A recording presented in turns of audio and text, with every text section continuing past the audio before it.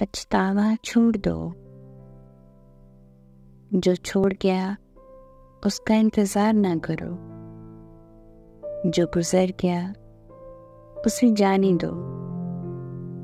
वो वक्त में कहीं खो गया है, उसे थामे रखो। जो पास है उसके साथ रहो। जिसकी गलतियों पर नदामत हो और जो झगड़े के बीज बोए, कभी उसका इंतज़ार न करो। जिसका आपसे कोई मतलब नहीं। जिंदगी आरसी है, वक्त इंतज़ार नहीं करता। इन ख्वाबों को जाने दो जो कभी पूरे ना हो।